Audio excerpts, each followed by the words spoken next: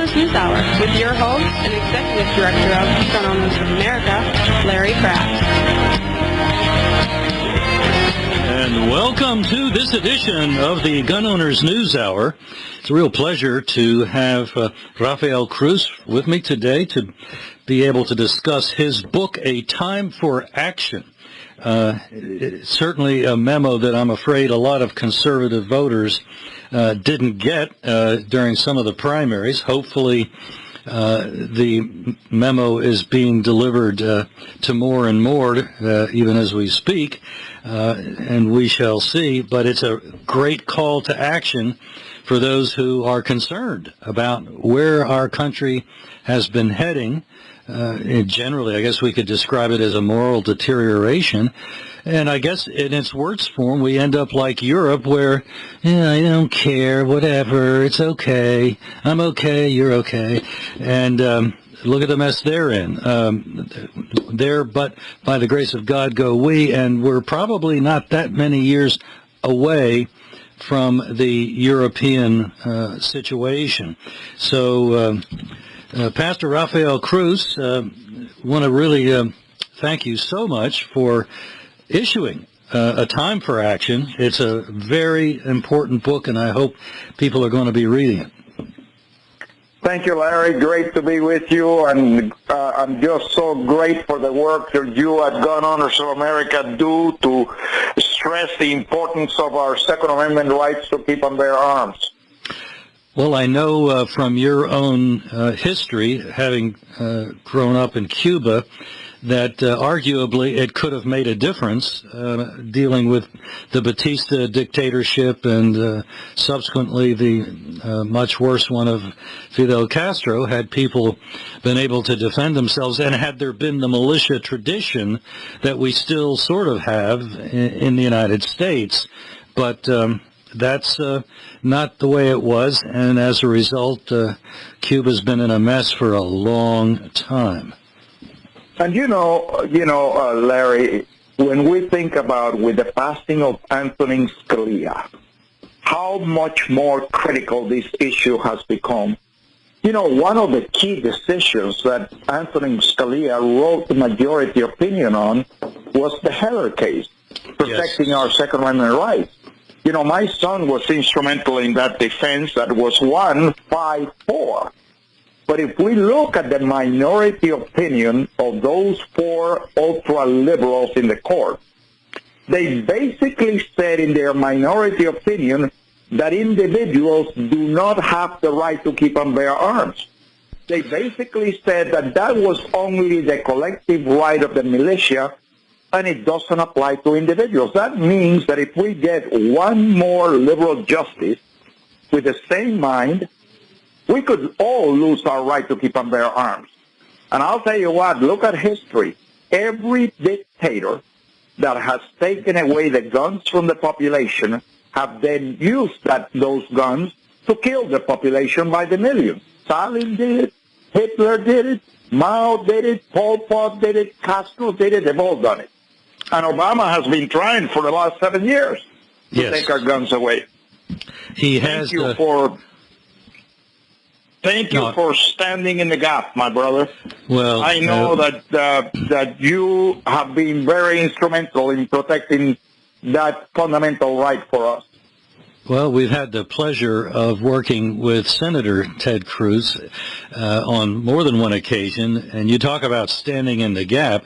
That's when somebody's willing to take a position in defense of the Constitution, even against his own party leadership, and not blink. If I needed any persuading before that, that was certainly a moment that said, no, this is the guy that Gun Owners of America wants to be behind, because he's for real. He's willing to go shed political blood for the Constitution that he swore an oath to protect. What a notion. I'll tell you what, that was proven back when the Newtown Massacre occurred. When the Newtown Massacre occurred, the Republicans were in the minority in the Senate, and all Republican leadership was saying gun control is inevitable. There's nothing we can do about it. Ted Cruz, as a member of the minority party in the Judiciary Committee, took the battle against Dianne Feinstein, who was drafting the gun control legislation. And he laid out such a clear constitutional case. I'm sure you remember that he began screaming, "I'm not a sixth grader." And I'll tell you what, that was so good. Nothing passed on gun control. And Ted won that battle in committee as a member of the minority party. You know, well, I am so proud of Ted for that, because that is leadership. I particularly enjoyed watching right after the vote. Senator Cruz sat there on the committee table and with the slightest trace of a smile asked a very polite question. May I ask a question of the senior senator from California? And then he proceeded to say, well, in view of your understanding of the Second Amendment, not protecting an individual right, could I say that that would also then apply to your understanding of the First Amendment and the Fourth Amendment? and that's when she really lost it. Poor lady. I know it. She wasn't prepared for that. I would encourage your listeners, if they want to get a laugh, to Google Ted Cruz, Dianne Feinstein, "I am not a sixth grader." And you will get a laugh for sure. Well, and you know, she does have a point. Had he even implied that she was a sixth grader, it would have been insulting to a sixth grader. So, I'm glad he's not guilty of that. Yeah. But one of the things that struck me is that here you're growing up in Cuba. There's no American constitutional tradition, obviously, that was well, it's supposed to be part of our educational system here. I'm not so sure of that anymore. But somehow you became aware of not just the American constitutional traditions, but the whole English concept of freedom that was brought over by the colonists that settled the American colonies. And I was kind of struck by your statement in the book that was one of your inspirations, thinking, well, this is not the average scholar, the average kid in a school that has burrowed that deeply to realize that America didn't invent these things. They came from England, like we imported many other things, good and bad, and this was one of the best things that we imported. And I thought, wow, you didn't have the average education. But you know something, it is when we look at America, so many times we don't realize the blessing that we have in America. America is such a unique country. I mean, to think America is the only country in the world found on the Word of God, found by men and women seeking the freedom to worship Almighty God. No other country has that heritage. And those Judeo-Christian values were the foundation of the Constitution.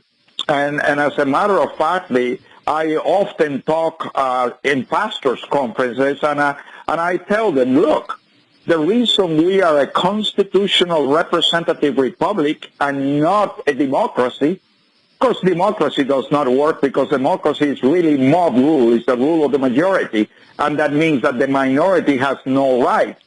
But the concept of constitutional representative republic comes right out of Exodus chapter 18, verses 21 and 22, and is also the concept of limited government, of federalism, which is embedded in Article 1, Section 8 of the Constitution, the 9th Amendment, and the 10th Amendment.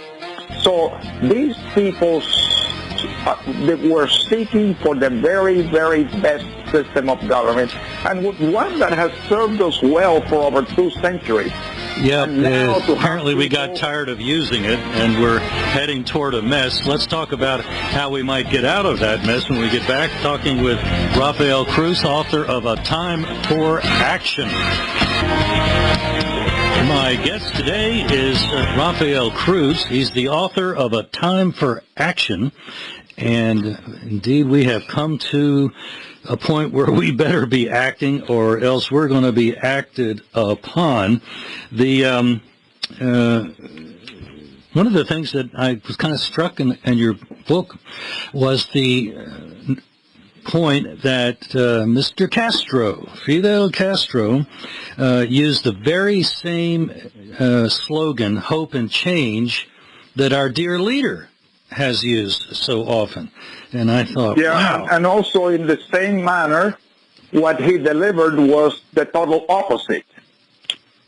Right. Hopelessness and a return to the worst of the past. That's right. Other than that, what's not to like? But the attack on God has been carried out in the classrooms here as well as there. And I was reminded by reading your book of the kind of trickery that can be used to try to convince kids that the belief in God is a belief in a fraudulent idea. Why don't you tell folks the little game, the trick that was pulled on kids so that they could think that there was no God? Yes, I'll tell you, Larry. Soldiers would come into a kindergarten class and would tell the kids, all right, kids, close your eyes and pray to God for candy. And then they would say, where is the candy? No candy. All right, close your eyes again and pray to Fidel for candy. And while the kids had their eyes closed, very quietly they would place candy on all the desks. You know, Larry, if we look at America, there is tremendous religious persecution in America. More specifically, persecution against Christians and Jews in America. But we got to realize that that is not the objective. That is only the means. You see, communism, socialism, Marxism, we can't get caught up in semantics. It's all the same. It requires for government to become your God. And in order for government to become your God, they must destroy the concept of God. That's what's behind this attack on religion. And I speak at length about this in my book, A Time for Action.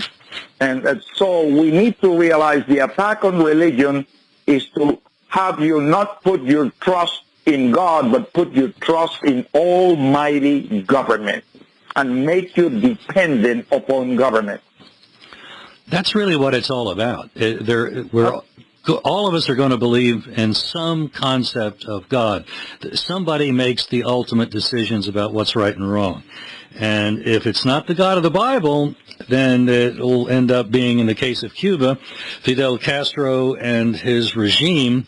And how did that work out? Not very well, but I'll tell you what, we've seen the Obama administration doing the same. And if we get Hillary Clinton for our next president, it will be more of the same, perhaps even worse. You know, I think why we need to. Yeah, it's important for people to know about Mrs. Clinton that she was personally acquainted with Saul Alinsky, who was a self-described small c communist. In fact, I just looked up online today her senior thesis at Wellesley, and she was writing very favorably about Mr. Alinsky and his teaching. He only had one shortcoming. He didn't get into how to actually apply it. Well, I would say the unrest that we're seeing now in Ferguson and Baltimore, that's how you apply it. That's how it's done. Yeah, but you got to realize that it goes beyond. You see, what we saw was not reality. You see, for example, you talk about Ferguson, and from what I understand, the agitators of Ferguson were flown in from California to try to create the unrest. Right. Because Saul Alinsky, in his book, Rules for Radicals, said, you create a crisis. You actually create a crisis so that you can exploit it. And he said, never let a crisis go to waste. So they create the crisis so then they can be, quote, the saviors in the midst of it. And we're still seeing those things being played out today. And this is why this 2016 election is so very, very important. America is at a crossroads. We are on the edge of the precipice. And if we don't go back to the Constitution and the rule of law and limited government and separation of powers, if we don't go back to justices and judges that only interpret the law instead of trying to create law, Article 3 does not give them that authority. And so what we have is chaos, and what we have is what we're having today. We are losing all of our rights protected and given to us under the Constitution and the Bill of Rights. And so we need to get back to the basics. And I'll tell you, as far as I'm concerned, the primary is actually more important than the general. Because that's at a good the primary point. level, we have the opportunity to elect a true conservative instead of having to go to the polls holding our nose. That is a very good point, because I think that Clinton can be beaten almost by any Republican with a pulse. The question is, are we going to get a Republican that actually believes in what he's saying and has a history of doing what he says he believes? And that's what we've lacked for so many years. We've had Republican after Republican get elected, great platforms, no action. All they do is retreat. Well, actually, Larry, right now it's much clearer than that. Right now we have two candidates in the Republican Party that could win the nomination. And those two candidates are Donald Trump and Ted Cruz. But if you look at the polls, if Donald Trump is the Republican nominee, he will lose to Hillary Clinton in a landslide. However, if Ted Cruz is the nominee of the Republican Party, Ted Cruz beats Hillary Clinton by double digits.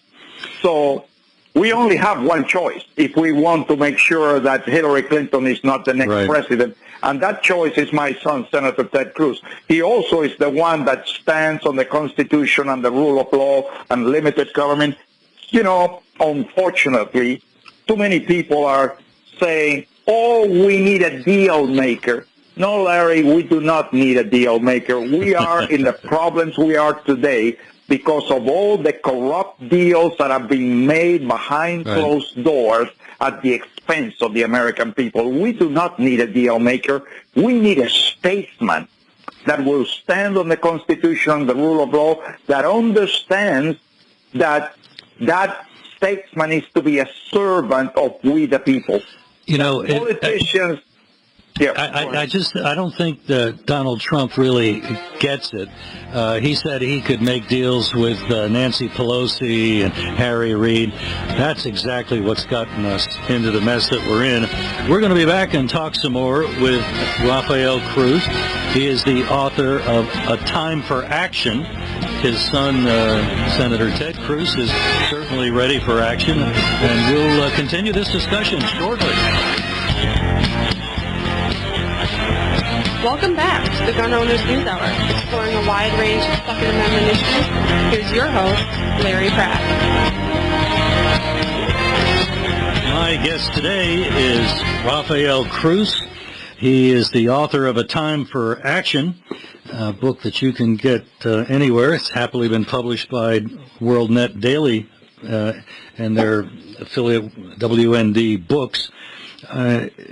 They've got a good series of books, and you're keeping good company with them, sir. I really am delighted that the book has been published. Couldn't be more timely. One of the things that you pointed out in the book that I really enjoyed was observing that so many of our little college student snowflakes can melt at the slightest bit of friction and difference of opinion, to the point that, as you observe, I disagree has become hate speech. And I thought, Emory University, as I was reading the book, was in the news because that's exactly what had happened. Now, obviously, Trump's not the candidate that Gun Owners of America has endorsed, but somebody chalked Donald Trump's name on a sidewalk at Emory, and some of the little snowflakes melted. It just sent them into conniptions of terror. And one of the little gals complained that she was actually feeling pain. Oh my! Well, they want to repeal the First Amendment. Yeah. How crazy is that? I have the right to say whatever I want as long as it doesn't offend you. No, actually, the First Amendment is there precisely so I can say things that you find offensive. But Larry, that there are several countries around the world now that basically have passed what they call hate speech. And they will put you in jail if you're guilty of hate speech. And the Obama administration has been trying for 7 years to impose hate speech. Praise God, they haven't been able to. Because that is a fundamental freedom that we have in America. And if they pass it, you can go through all kinds of agony. I'm reminded of conservative writer Mark Stein, who had been, I think he's a U.S. citizen now, but somehow he got himself wrapped around a Canadian axle. He's originally from Australia, and he may have had Canadian citizenship for a while, I don't know. But in any case, he had to defend himself in court because of a hate speech allegation. And the idea of the First Amendment is just virtually done away with when people start talking about punishing hate speech. No, what you do with hate speech is you turn off the television, you put down that newspaper, whatever. That's your freedom. But the idea that you can put a rag in somebody's mouth, wow, how have we come to this point?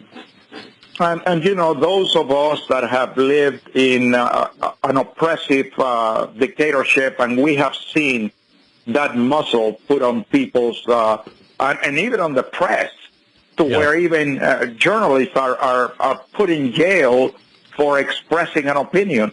And, we need to realize how precious our freedom is. And, I used to tell my son, Ted, several times I said to him, Ted, when I lost my freedom in Cuba, I had a place to come to. If we lose our freedoms here, where are we going to go, Larry? There is no place to go. That's right. That's why we have to fight to preserve our freedom. And I think this election is, as you were indicating earlier, going to be so critical. There's been so many advances made against freedom. The whole idea that hate speech is now, I disagree with you. That's hateful. Of course, it's never considered hateful to say that I can't say something. It's only hateful when I say it. So they've actually become rather incapable of thinking. I was going to use the word stupid, but that might be hateful. It's really stunning that people in a college, and certainly Emory's not the only one, would have such a deficient understanding of what the First Amendment's all about, of what freedom is all about. We got some terrain that we need to retake, and while elections don't restore the moral tone of a country, I can see that it would be a respite, even as it was when Ronald Reagan was president. It gave us a chance to work on rebuilding, and there was some of that going on. Ronald Reagan bought us a lot of time. Absolutely. I was very involved in the Reagan campaign, and as a matter of fact, that was probably the earliest instance of my son Ted being immersed in a political discourse, because all the time during 1980, he had just turned 9 years old at the end of 1979. Our conversation around the dinner table every day for that year was about why we had to get rid of this leftist, progressive Jimmy Carter and replace him with a constitutional conservative like Ronald Reagan, So my son Ted got a dose of conservative politics from a Christian worldview every day for a year when he was 9 years old. And I'll tell you, the thing that really shaped the rest of Ted's life occurred when he was 13. We introduced him to an organization called the Free Enterprise Institute. So now Ted was reading Adam Smith and John Locke and von Mises and Hayek and Bastiat and Milton Friedman and the Federalist Papers and the Anti-Federalist Papers. Then this organization created a group of 5 kids. They called them the Constitutional Corroborators. Ted was one of those 5. First of all, they hired a memory expert and taught these 5 kids to memorize the U.S. Constitution. And during the next 4 years, my son Ted gave approximately 80 speeches on free market economics and the Constitution.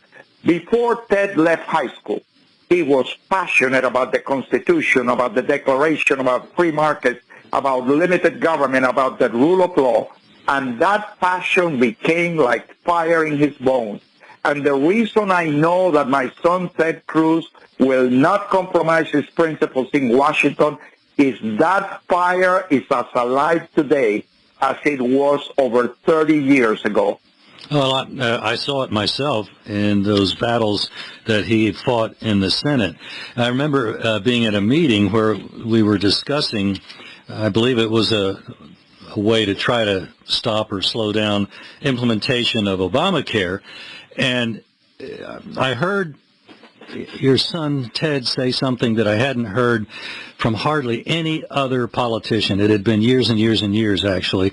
People probably wouldn't even know the name if I gave it. He said, I don't know if we can win this fight or not, but we've got to fight it. And I thought, now, that's not the average fare, because it's easy enough to find many a Republican. You show them a good cause, and they'll say, boy, that really looks good. Show me how I can win. And if you can't show them how they can win, get back to me later. But we got to stand on principle. My father he had a saying that he repeated to me often, and he would say, integrity. It takes a lifetime to develop. It takes a second to lose it. It is our integrity that is on the line, and it is doing the right thing because it is the right thing to do. Simply because of that. I saw it in action, and that was very encouraging, and I haven't seen anything to contradict that impression at that meeting. So hopefully we're going to have an opportunity to see what that kind of leadership from the White House can do. We were in a serious mess before Ronald Reagan was elected, and he had a lot of undoing. And frankly, I don't think he had as clear an idea, as much as I liked Ronald Reagan, as Senator Ted Cruz has, about how we got here and how we need to proceed to get out of the mess that we're in. I'd like to talk some more about guns and education when we get back to continue our discussion with Rafael Cruz, author of Time for Action.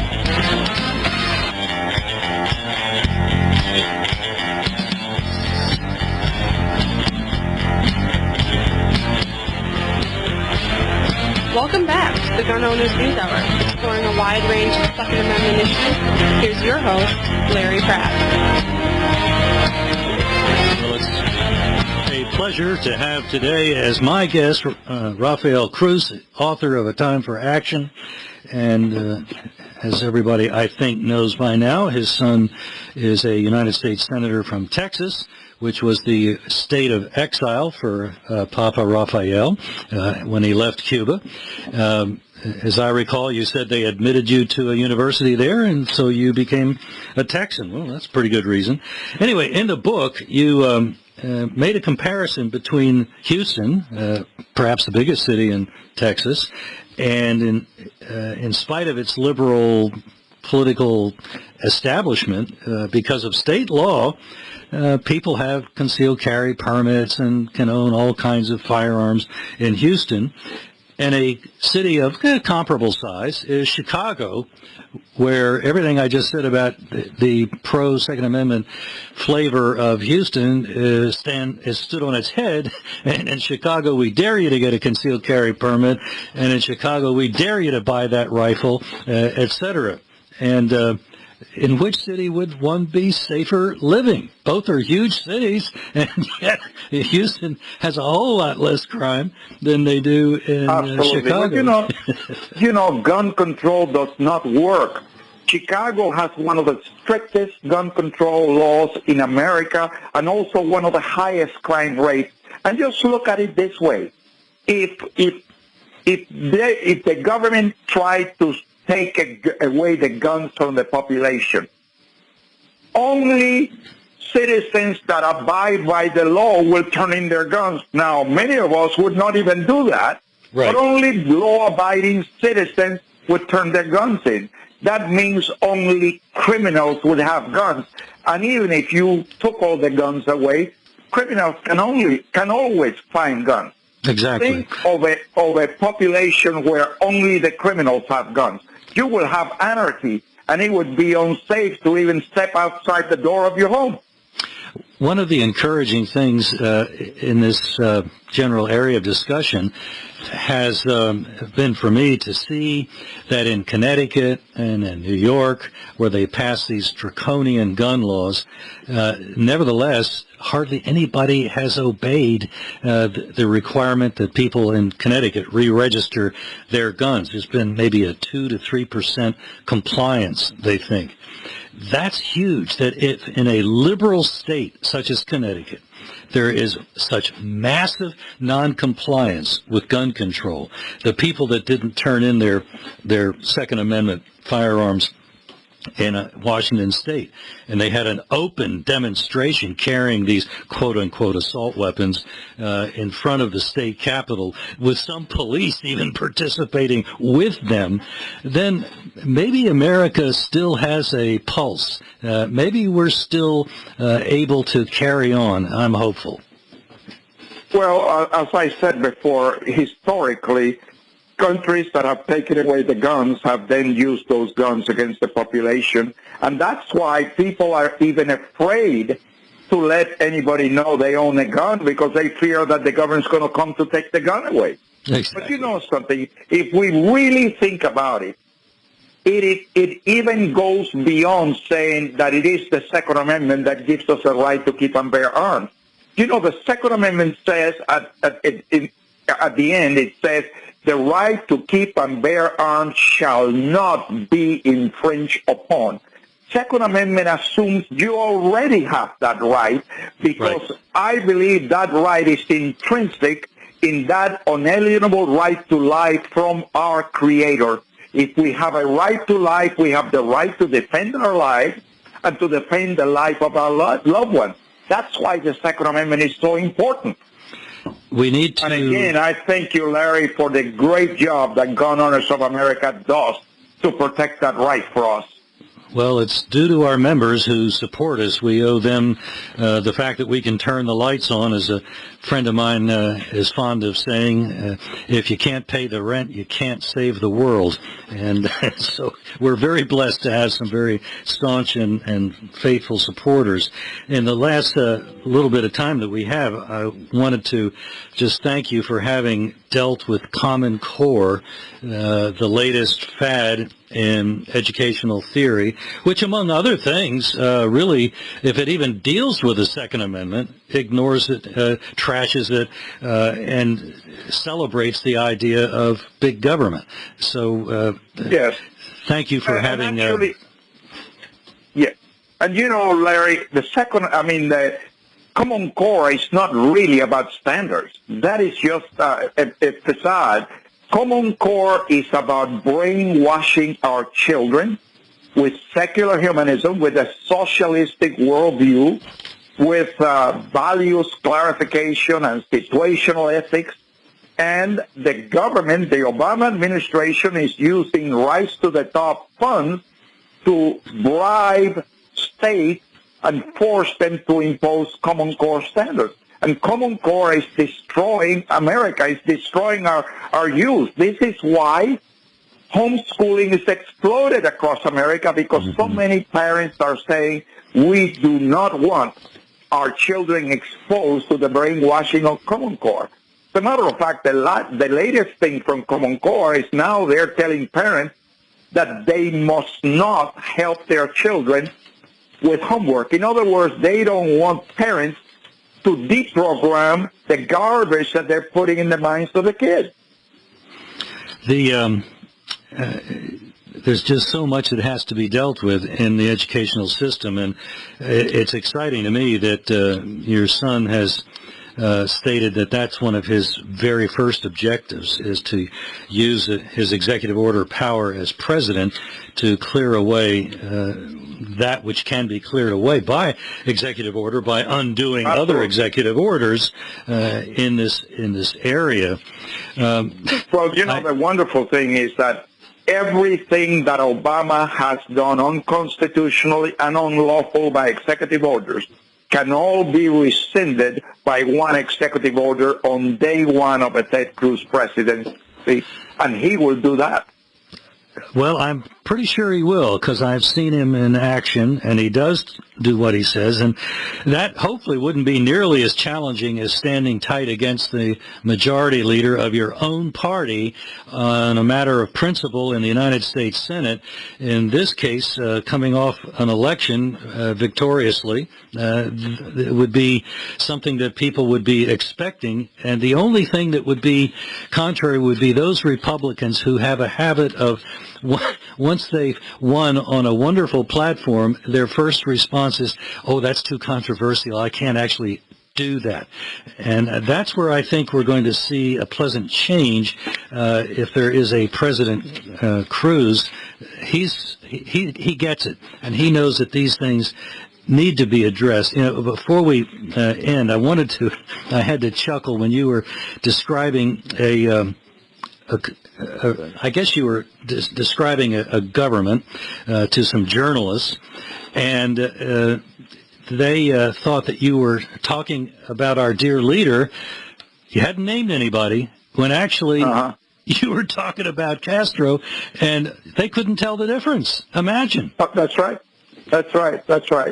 And actually the reason is that they are really have the same basic ideology. Obama is basically just promoting very far left ideology, and Hillary Clinton is not different. No. You look at the Democratic side, you got a self-devout socialist, and then you got Hillary running to the left of Bernie Sanders. And Larry, when Bernie Sanders talks about all this free tuition and free this and free this other, and how are you going to pay for it? Oh, we will take it from the rich. We're going to tax the rich at 92%. The way I answer that is, well, Bernie, why stop at 92%? Why not tax the rich at 100%? Why not confiscate all the money of the rich? If you did that, you could run America for 1 year. What are you going to do next year? The rich don't have any more money. You can't by the way, that experiment was called Cuba. Well, that experiment was also the Weimar Republic. Yeah. And so it will destroy America in 1 year. America would go bankrupt in 1 year. It is ludicrous. And what has made America great is for the government to get out of the way. We don't need more government. Ronald Reagan put it very clearly when he said government is not the solution. Government is the problem. That's why my son would go to the White House to cut down the size, power, and scope of the federal government and return everything that is not in Article 1, Section 8, return that power back to the states. Amen. Thank you, sir.